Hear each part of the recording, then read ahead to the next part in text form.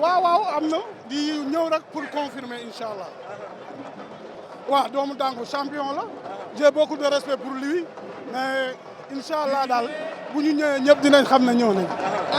waaw li ci kanam rawuli bët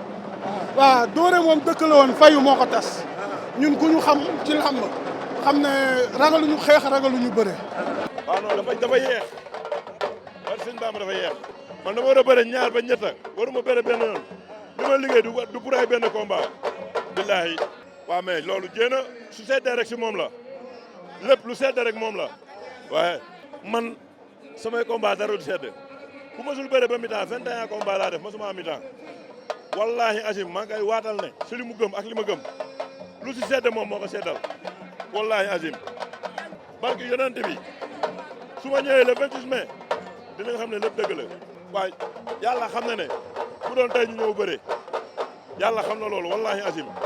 sala ne nga ñàpp barki yonent bi su dee bëre ma pour bëre tey physiquement ak lépp damay bañ a wax sax cat baaxul